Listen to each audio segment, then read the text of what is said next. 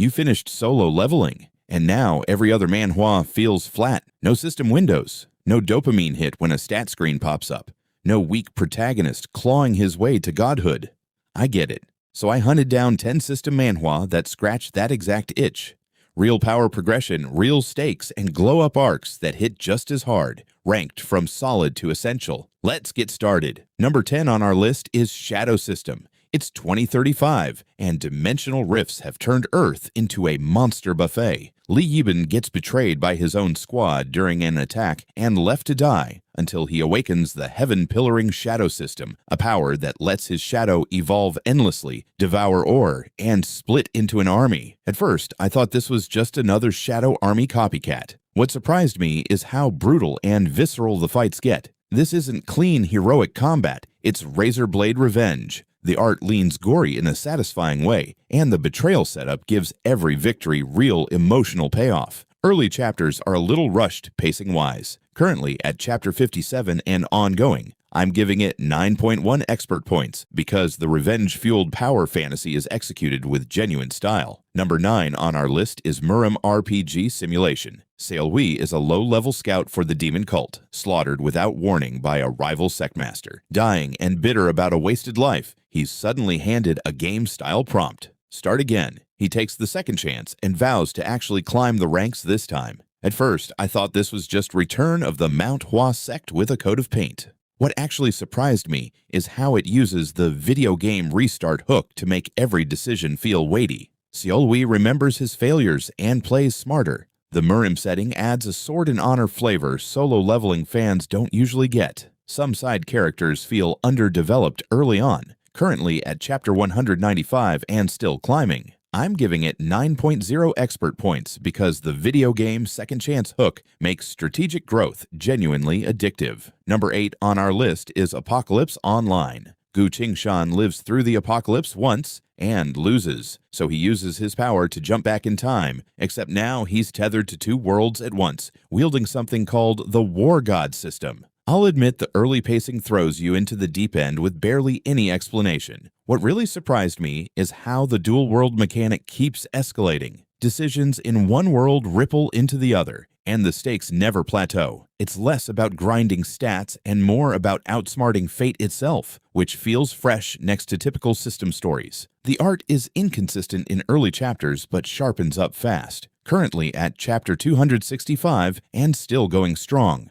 I'm giving it 9.2 expert points because the 2-world system mechanic is one of the smartest twists on the genre. Number 7 on our list is Your Talent Is Mine. Ye Tian gets the ability to steal other people's talents. Right as an alien beast, Apocalypse rips the world apart. He's not just fighting to survive, he's fighting to keep his little sister alive too. At first, I thought talent copying would make him overpowered too fast. What surprised me is how the story makes him earn every ability, hunting down specific people just to unlock what he needs. The sibling protection angle gives it heart most system manhwa skip entirely. Early art is rougher, but it levels up hard by chapter 30, currently at chapter 106 and ongoing. I'm giving it 9.0 expert points because the emotional stakes make the power-stealing gimmick actually mean something. Number 6 on our list is Return of the Shattered Constellation. He was a god once, the twilight of the gods, until the other gods stripped him of everything and threw him into the underworld. Now offered a second life as a player, named Li Changxiun, he's climbing back up to make the gods who betrayed him regret it. I'll admit the mythology dump in the first few chapters is a lot to absorb. What really surprised me is how satisfying the fallen god plotting revenge angle is. It flips the usual weak to strong formula since he's remembering old power, not building it from scratch. The underworld politics add a layer of intrigue most system stories don't bother with,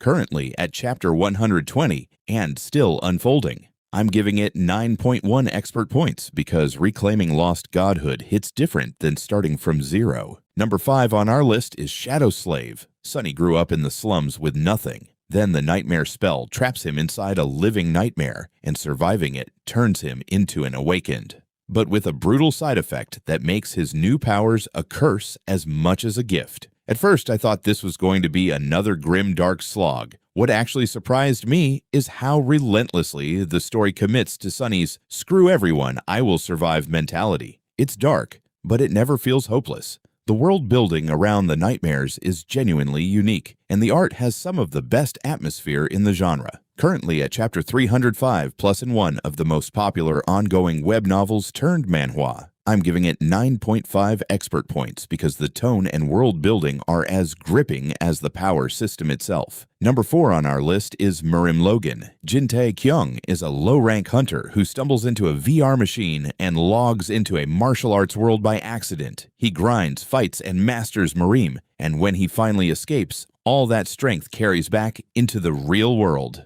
I'll admit the VR game setup sounds gimmicky on paper. What really surprised me is how the story doesn't end when he escapes. He chooses to go back for the NPCs he grew to care about, which gives the power fantasy real emotional weight. The blend of Hunter World and Murim World combat styles keeps fights feeling fresh instead of repetitive. Currently at chapter 250 and ongoing, I'm giving it 9.2 expert points, because bridging two power systems into one hunter keeps the action endlessly inventive. Number 3 on our list is Pick Me Up Infinite Gacha. Loki is ranked 5th among all the world's strongest masters until he blacks out trying to clear a brutal gacha-dungeon and wakes up as a weak 1-star hero. Now he has to drag a team of nobodies to the 100th floor just to get home. At first, I thought the gacha game gimmick would feel gimmicky and shallow. What surprised me is how much strategy goes into building a team of underpowered heroes around Loki's leftover master-level instincts. It's less, I'm secretly OP, and more, watch me carry through pure skill. The humor lands more than most entries on this list too. Currently at chapter 215 and climbing fast, I'm giving it 9.3 expert points because forced teamwork with underdog heroes makes the power fantasy feel earned, not handed. Number 2 on our list is Omniscient Reader's Viewpoint. Dokja Kim is the only person on Earth who finished reading an obscure web novel right before its apocalyptic story becomes reality. Monsters, scenarios, and sadistic trials straight out of the book start massacring humanity. But Dokja is the only one who knows what's coming next. I'll admit the first few chapters throw a lot of lore at you at once. What really surprised me is how the reader becomes protagonist concept keeps subverting itself. Dokja isn't just predicting the plot, he's actively rewriting it, and the emotional gut punches hit as hard as the action. The character writing here is genuinely some of the best in the genre. Currently at chapter 311 and one of the most acclaimed apocalypse system stories ever made. I'm giving it 9.7 expert points because the meta-narrative twist elevates it far past a typical system story. Number 1 on our list is The Greatest Estate Developer. Civil engineering student Suho Kim falls asleep reading a fantasy novel and wakes up inside it as Lloyd Frontera, a lazy noble whose family is buried in debt. Instead of grinding for combat stats, Suho uses real engineering knowledge to build his way out of disaster. At first, I thought engineering isekai sounded like a gimmick that wouldn't hold up. What actually surprised me is how deeply satisfying it is watching him solve problems with infrastructure, economics, and clever inventions, instead of just leveling up a sword arm. It's a genuinely different flavor of power fantasy, building instead of battling, with a giant hamster sidekick that somehow works perfectly. Complete at chapter 223. I'm giving it 9.8 expert points because it reinvents the entire weak to strong formula and sticks the landing with a finished story. That's the list. 10 manhwa, 10 different flavors of that solo leveling high. Betrayal, revenge, second chances, and glow-ups that actually earn their power. Which one's going straight to the top of your reading list? Drop it in the comments, and if you want more hidden gems like these, you know what to do.